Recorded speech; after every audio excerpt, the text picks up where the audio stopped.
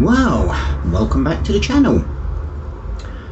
Today we are going to be having a look at Honda CB500x chain replacement.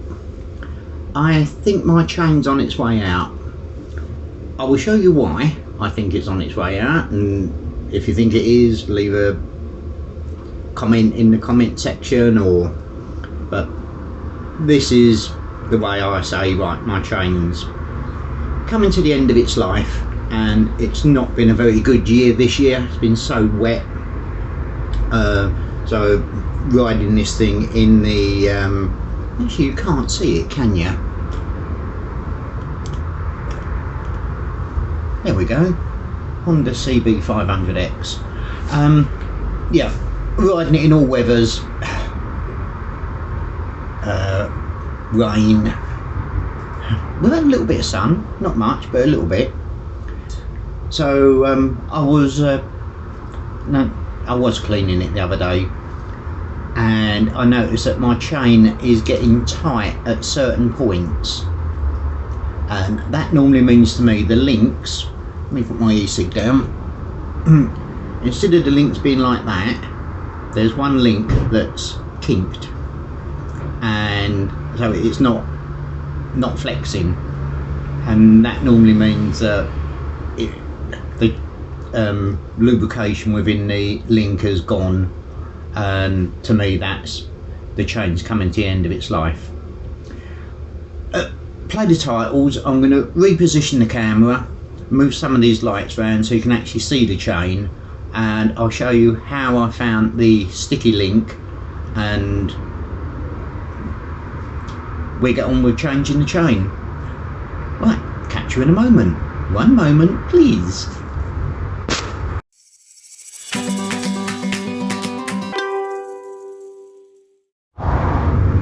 And resume. Right, hopefully you can get a nice shot of the chain. And what I do is I rotate the wheel. You can see it nice free motion, and then we get to a point where it's a bit tight. So somewhere around here or on the front sprocket there's a link that's not flexing as it should. So I'm going to run the chain, and I'm going to look for a link here. Yeah, that's definitely got a lot harder, so it's probably halfway round there or halfway round the front sprocket. And here we go, I think that's the one.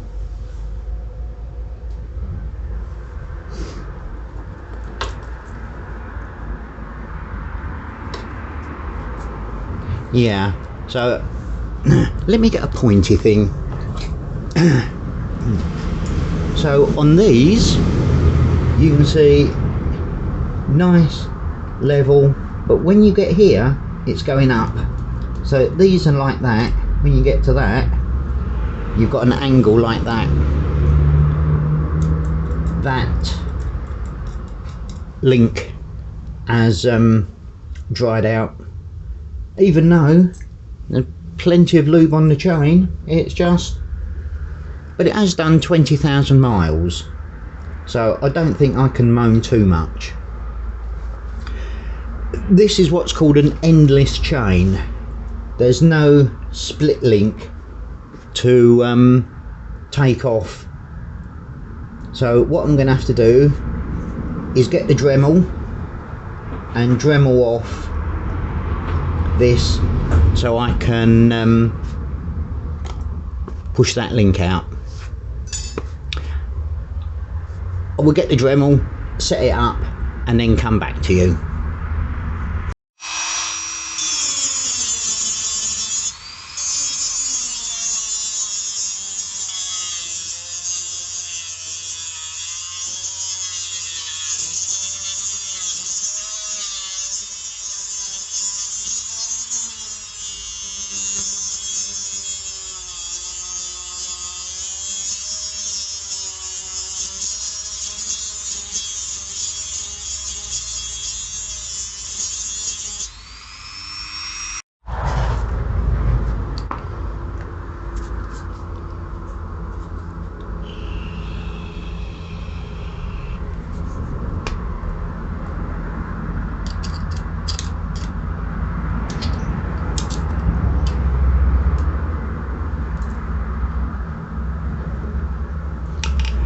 Okay, Dremelin done.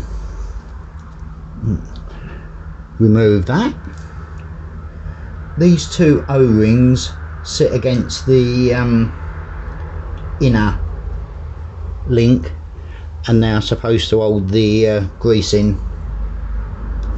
So that should now, yep, just pull apart. Right, now, where have I put that chain? I shall return.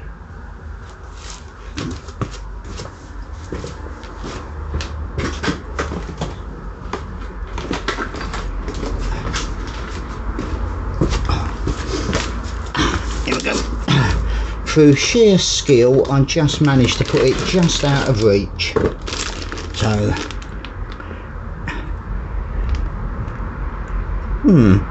it's actually coming out upside down and the wrong way round on the video. I'll have to fix that in post.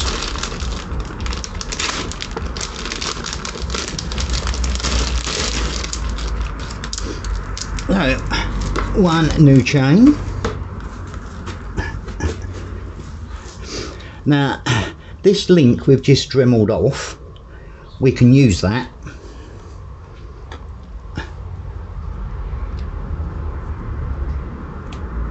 We put it back through there and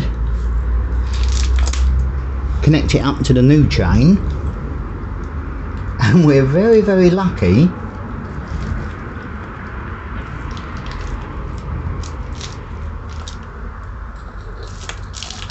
we may be able to feed the new chain on as we take the old chain off.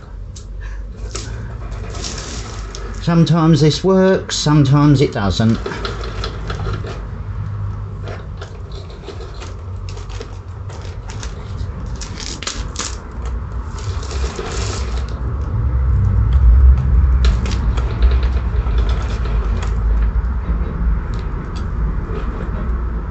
There we go.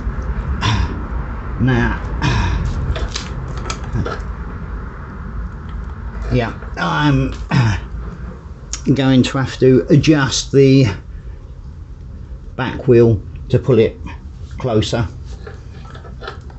Surprising how much that chain has stretched. Right, again, one moment please, I shall return.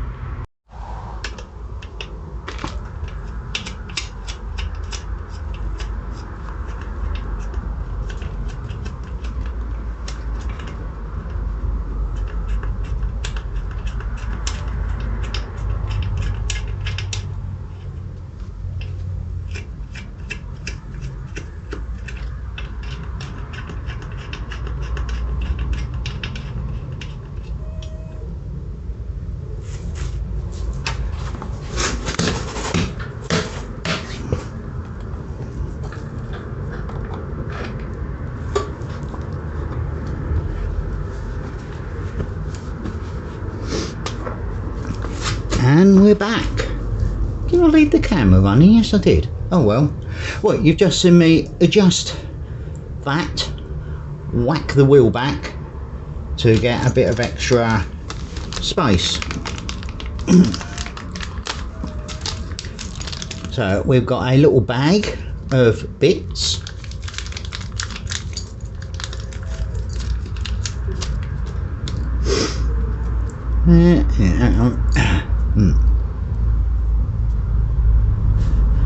So we have those. Let's get this chain connected.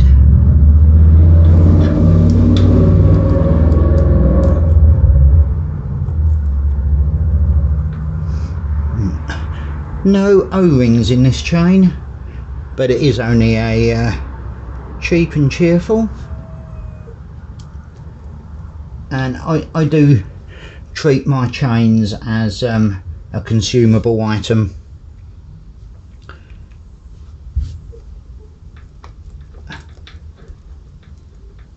And of course that's not going to push on there, is it? Not easily. because I'm doing a video and it's not going to.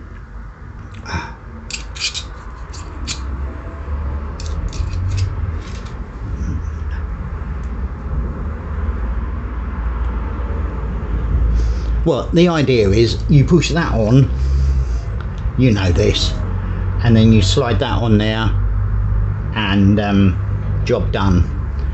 But that doesn't want to go on. So let us try the old plier trick.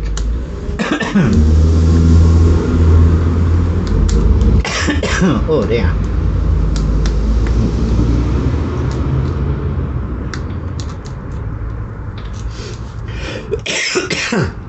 No.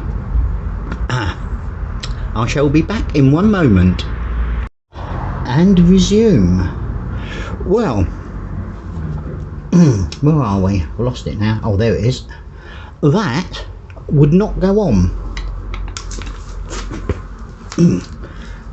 I actually had to put this in a vise and put a small drill through it. Obviously that is the wrong part for this, but we have made it fit. Now we come to this clip. Now this has got a right and wrong way to go on. So think of how your wheel's going to rotate, and this goes in a direction of rotation. If I put it on that way, I'll get that so you can see it. There we go. If I put it on that way, things could hit that and push it off. If I put it that way, anything hits it's going to push it further on. So these can be a they either go on really easy or they don't go on very well at all.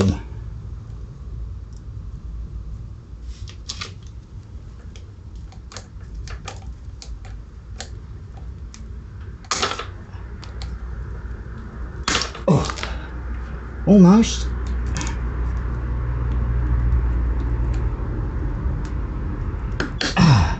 There we go. Job done. All I've got to do now is wind these out to get that play right, and on here it says 35mm, so that has got to be 35mm, and that at the moment is way over. But you know how to set the chain slack. You just wind that out, and on the other side line it up with these marks. So I should start with winding it out to the 4th mark, then do the other side out to the 4th mark, check that, and if necessary bring it back a bit or go out a bit, and then finally do up the axle. Well, thanks for watching. If you like this video, hit like, hit subscribe, because where are you? Oh, there you are. Because on YouTube you get a page analytics, and I can see how many people watch my videos each week, and even though I've not posted a video for a long time, I'm still getting 30 to 40 hours a week viewing time. But it's all people who don't subscribe. The subscribers have already watched the videos, you know, but 99.9% of the people who watch my channel don't subscribe. If that 99.9% subscribed, I could give up work and do this full time. So please, please, please, let me give up work and do this full time. So click the subscribe, ring the bell if you want to be notified of a new video, and I'll see you on the next one. Bye.